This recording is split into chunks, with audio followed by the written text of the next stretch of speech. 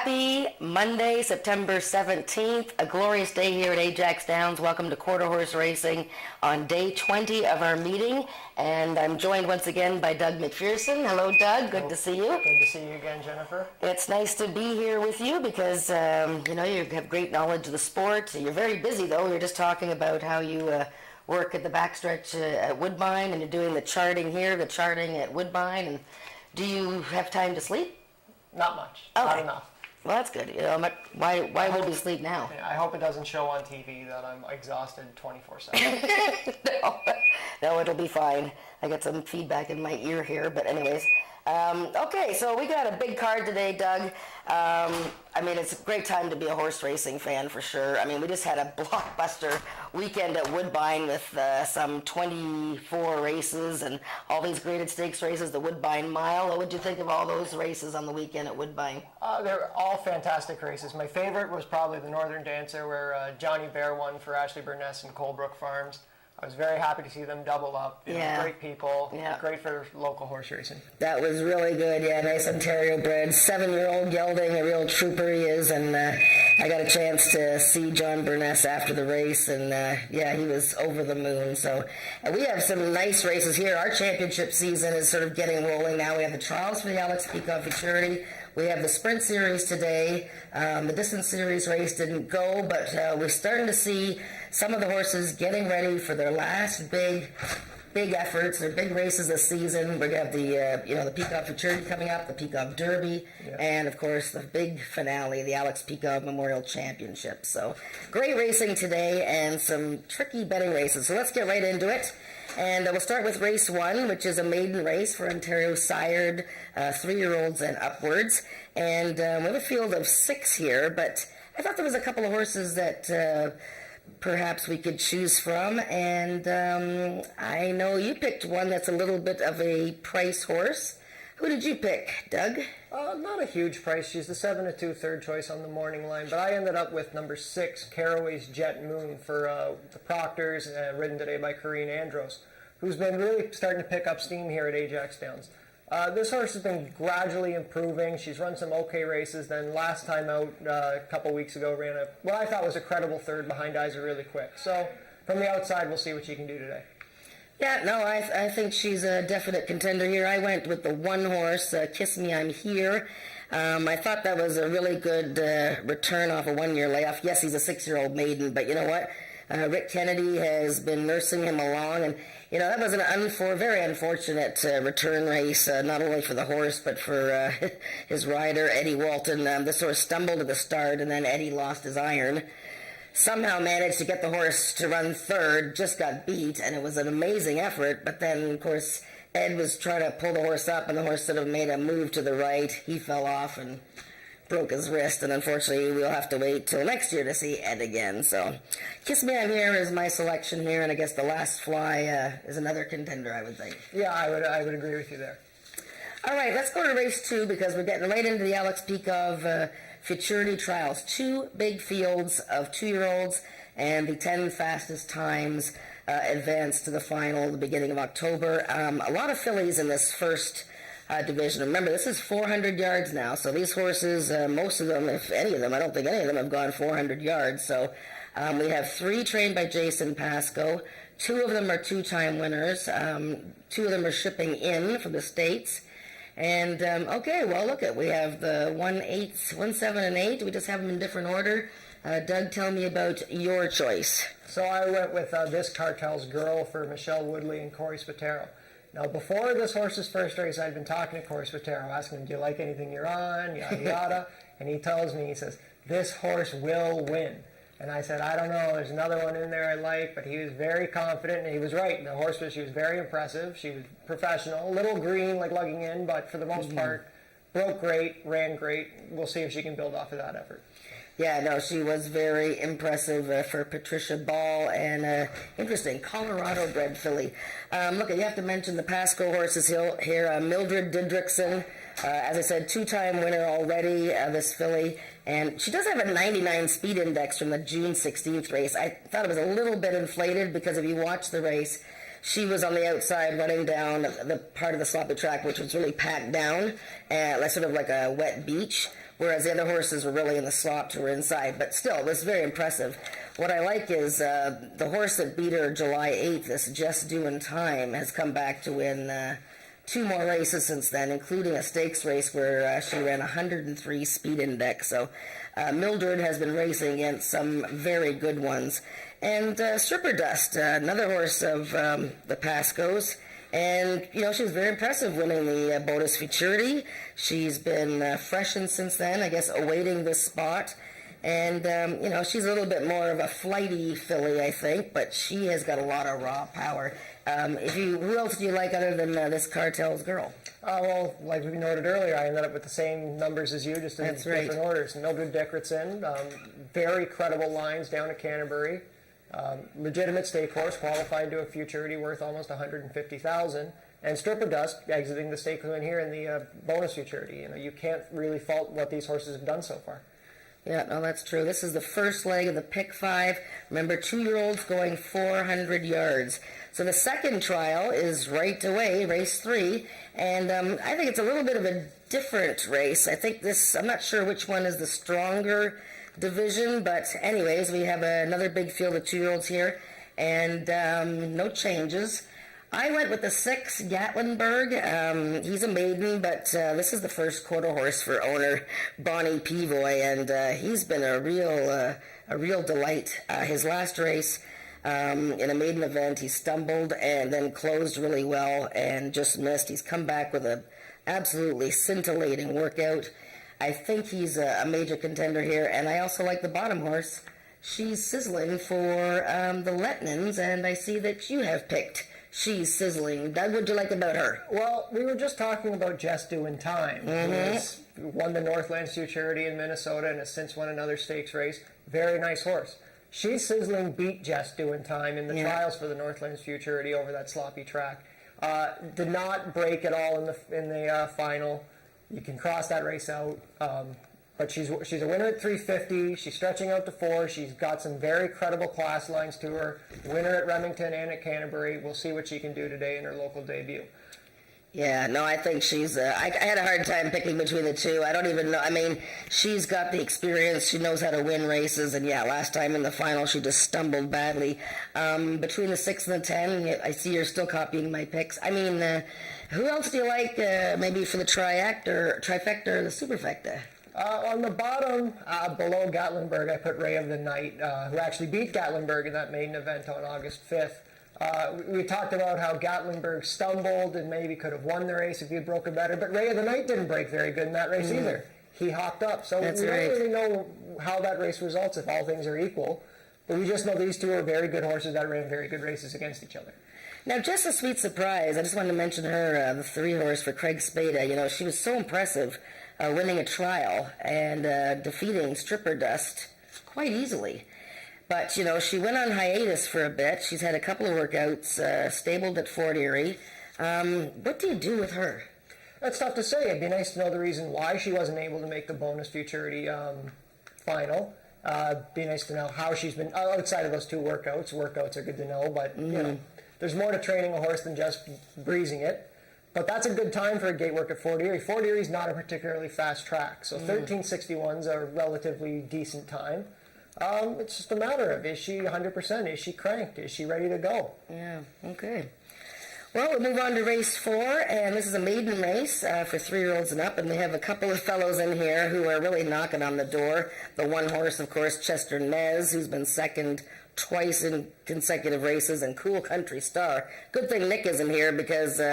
he's been picking this horse almost every time. Favored 3 of his last 4. Second beat in the neck, second beat in the head. Boy, oh boy, I don't know. I went with Zoom and Blue, and I'm going to show his last race. Now, I mean, it was back in July 29th, but he has had a workout since. I'm not too concerned about the fact that he's been off a little bit. But let's look at Zoom and Blue's last race. He is in post position 4 in a 9-horse field, and... Corey Spataro is his regular rider. We're just waiting for the video to come up. But anyways, I picked Zoom and Blue off of this troubled event that I'm going to show you. Okay, here he is. So he's in the 4 post, so I guess it's number 5, right? Yes. Okay, so let's just watch him here. I think there's a couple of incidents. One at the break, and then a little bit later on in the race. You guys can fade to black, or you can roll it. Well, while we're waiting for our technical difficulties to fix themselves, another thing to note about Zuman Blue is this is a full brother to a horse called Isa Zuman, who is a fantastic horse here for a lot of years. One of the staples of the Greg Watson barn for a long time. I couldn't even tell you how many horse races that won. I think one day he won a race carrying something like 136 pounds or something. It was just a really cool horse, and this horse is knocking at the door. The gaps in the form are a little iffy, but Greg Watson's an experienced enough trainer that I'm not concerned about it. If the horse has issues, I know he's not going to run it on a day where it's not ready to go. Yeah, no, I mean, I really like this. I've been waiting a long time for him to run. I picked Chester Nez second and Cool Country Star third. I think those are the 3 logical horses in here. And okay, we're going to go to this, show this a replay here. There, yeah. So he sort of hesitates a bit and comes out kind of awkwardly. So now he's already behind the 8 ball, so Corey's trying to get him in there, except now things are getting a little squishy, and really it's just a mess. The race is already over by now. And, I didn't mind the way the horse still tried to close in between there, but yeah, he just sort of stood there, so hopefully, off of the layoff, he's going to be a little bit sharper coming out of the gate. Before that, he hop starts, so obviously, I guess he's still a little bit green when it comes to the gate, but Zuman Blue, I like him. I do as well. Let's go for a short break, and then we'll be right back with the last few races. Discover the true meaning of the word horsepower. Feel the excitement, the power, and the thrill of quarter horse racing live at Ajax Downs. Watch the world's fastest horses soar to the finish line. Enjoy off-track betting in their state-of-the-art simulcast room with thoroughbred and standardbred racing from across Canada. Take in all the action from their well-appointed VIP room. It's fun and excitement for the whole family at Ajax Downs. For race dates, news, and more, visit ajaxdowns.com. I want to keep asking every 5 seconds. Oh, hey, we're back. I took out my thing here because it was squealing in my ear. Okay, race 5. This is a speed index race. Horses that have never run better than a 90. Of course, there's horses in this race that have actually run 90s in their last starts, like the one horse, I think Icon, who is in tremendous form. I went with Steel Patriot again. I picked him last time, so I'm feeling pretty, chuff about that whole thing. It was the exact same condition. He won by a nose and a huge blanket finish. I mean, anybody could have won that race, Mr. Polar Express. Anyways, I went back with Steel Patriot. He won 2 in a row last year once he got things going. What do you think? Yeah, I went with this horse too. We talked about him last week when we were referencing You're Not the Boss of Me, who was second behind him last time. And I talked about how he seems to improve as the season goes on, as we get into the late summer, fall months. And, like I said, it seems like that's the pattern this year as well. It certainly was what happened last year. The only bad race he ran at this time of year last year was when they put him in the Peacock Championship, which he was just simply outclassed in. He's a nice horse. He just seems to take some time to shake the rust off. It was fun because I actually listened to an interview with his breeder, Toby Keith, on the weekend, who was talking about some of the thoroughbreds that he's bred. I think you have to consider, look, this is a fairly wide open race. I think Icon is in good form, Mr. Polar Express. Booten, Scoot, and Corona I want to mention because it says equipment problems start last time, when actually the horse actually had an unfair start, and she was the favorite that day, so that was quite unfortunate for her. But before that, she's running 86, 89. Finishing third against AJ Chicken 15 in the previous race, that's a pretty good effort. Yeah, now let's talk about that last race where it says equipment problems start, because I wrote that. Oh, and well, tell us. This horse wears a flipping halter, which is it's a piece of equipment that ties the horse down to the front of the gate. The issue is sometimes a horse will rear up as the gate's opening, and that will cause the flipping halter to pull the gate back, causing it to open slow. So it's not a gate malfunction, it's a problem with the flipping halter the horse is wearing. Okay, well, there you go. Now you know. But interesting horse to put in your trifectas, I think. Okay, race 6, the start of the late pick 4. Don't forget, we have pick 5s, 2 pick 4s, pick 5, 2 pick 4s, and this is the second pick 4, and this is the sprint series, and 250 yards. It's the third leg of the sprint series. We had a 110-yard race, and we had a 220, and now we're up to 250, and of course the two-time horse of the year, Country Boy 123, is in here. Doug, for those who don't know, that Country Boy 123 won the first 2 legs of the distance series, but that race didn't get enough entries today. So he is in the sprint series, and that's because he hasn't raced in 5 weeks, and he's getting ready for the big Alex Peikov Memorial Championship in the end of October, and he needs to race. And that's what Ruth Barber, his owner-trainer, said. He needs to race, so we'll see. He's never been shorter than 300 yards. However, he has won, I think I said, 300 yards. He has 3 wins and a second. And from the rail, he's won 4 times out of 5 tries. But there's a lot of good horses in here. We have a previous horse of the year, One Cool Wave, Mr. 25-time winner, who last time just got jostled around a whole bunch and just... it didn't work out for him. We have the rapid 3-year-old Carneros, and we have a pretty sassy older guy on the outside. Country's coming back. How do you see this sprint series, Doug? If you're a fan of Country Boy 123, your concern is not the 250. This horse breaks good enough to go 250. Your concern is One Cool Wave and Carneros and Ice Fishing and Country's coming back and all these other really live in-form horses. Yeah. Country Boy 123, not to his discredit, he runs against a very similar group of horses in most of his starts, which is not a problem. He runs against a lot of very good horses, but this is a completely different cast to what he's used to. The only horse in this race that he's been competing with this year is Country's Coming Back, who's in terrific form. He just got beat ahead in the last sprint series race. One Cool Wave is so tremendously fast. Last time he was in tight between horses, being forced in as Ice Fishing lugged in. If he gets a more clear run, which he very well could, he'll be tough. Carneros has been extremely impressive. Express Your Desire has the makings to be a stakes horse as he continues to gain experience. Mm-hmm. This is a tremendous race. This is the highlight of the day, no doubt. Yeah, it's like a state. Look at One Cool Wave's record at this distance. I know the distance is one thing, but 5 for 5. I mean, the horse is just amazing, and he rarely misses. Like I said last time, it was just a circumstance. But yeah, you're right. This is like a stakes event. I can't wait for that race. We'll wrap up the late pick 3 here, the final pick 3, an optional claiming race. We have a 1 scratch in here, I believe. Selective Memory number 4 is scratched, and I think Feisty Icon will take most of the money in here, Doug, between him and Albert. Feisty Icon coming out of races against Country Boy 123, and last time a good second in the Sire Stakes Maturity. But Albert is coming around and was just behind Feisty Icon by about a neck last time. What do you think? Yeah, Albert took a few starts to really get rolling this year, but then they got him in, I think it was an 80 speed index on July 88th, and he was a very easy winner over Panther Cool. He was meant to win that race quite easily. Brought him back in the OSS Maturity, and him and Feisty Icon ran about par. They were both very good out of the gate, dueling for the lead, and just picked up by Night Fishing. Feisty Icon a little better at the end, but it's all relative. Albert draws outside today, where he's run well from before. It's a very good event. We can't leave out Rouge River Cartel either, who's coming off of back-to-back impressive wins. Yeah, no, he's in great form too. So another interesting race, or starting the pick 4, right? Do you use a couple of horses, Country Boy 123 and One Cool Wave? Now you're probably gonna have to start spreading them, because I don't think the races get that much easier. Race 8 is 250 yards, and we have it's a speed index, average of 85 and under. I'm gonna show you a quick replay here. This is where we have a scratch too. The 2 horse, the Duke of Oki.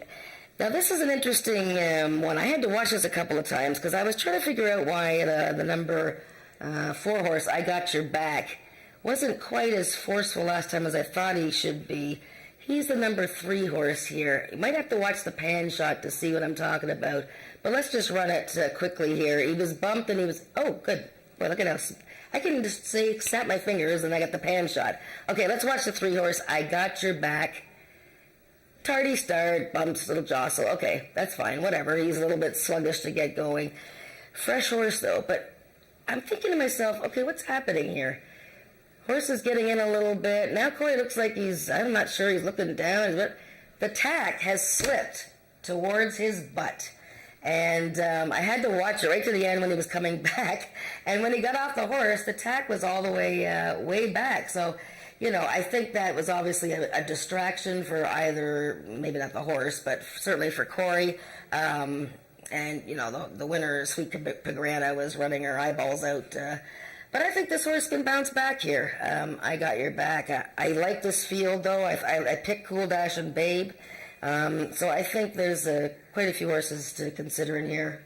Who did you like? I ended up with Zuman Special Angel coming off of a credible enough fifth in the OSS Derby. Yeah, she was wandering around an open part of the track that day. She runs a little straighter. I imagine she'll be a bit more contentious. Yeah, no, I like her too. I think I picked her second or third. And let's move to the last race. I got lots of notes here, okay? All kinds of notes. This is one of those Speed Index races. Okay, it's 220 yards, 6 maidens in this field, okay? So I don't know if you're leaning to a horse that's won a race. I have seen maidens win these kind of events. I ended up picking the one horse, Shake Some Sugar. You know, don't worry about his last race. He was looking to the left, and the gates open, unfair start. He's got more wins than any horse in the field. I don't know. I just was sort of reaching. I took a horse, a maiden, SR Solid Ruby, for second because she had such a disastrous trip last time, like completely disastrous. And before that, she ran a 79. Help me, Doug, here. What do we do in this race? This is wide open. We're talking with 75 Speed Index horses. I ended up with a maiden in the form of number 10. The Lady is a winner for owner-trainer Craig Spada. Recently purchased this horse off of the Hesty Sport clan. Yep. And coming off of a decent enough second behind Eyes Are Really Quick. And if you remember earlier in our show, we talked about Caraway's Jet Moon, who's also coming out of that race. So you might have a frame of reference watching that. She's fast enough. She breaks okay. The cut back to 220 might help, although cut back to 220 could help any horse that can't sustain its speed very well. Yeah. So it's not really an advantage for anyone, I don't think. It's just a case of breaking and hoping you can go all the way. Boy, look at those. That's 145, 10, 6, 5. Well, the 5 is streaking out of here is sort of the common thread there, so I guess that horse has to be considered. And, you know, she won her last race, so at least she's an informed horse running against some maidens, and, you know, very confusing race to end the pick 4 there. Well, it's going to be a great card of racing today, Doug. I hope there's lots of people outside. I'm going to go outside. I'm sure I'll be giving away some prizes, and I'll be talking about the races before and after. You're going upstairs to chart away, and good luck with your picks. And, well, you know what I'm going to say now. What are you going to say now? May the best handicapper have the most winners. Yes, indeed. See that look? We'll see you outside.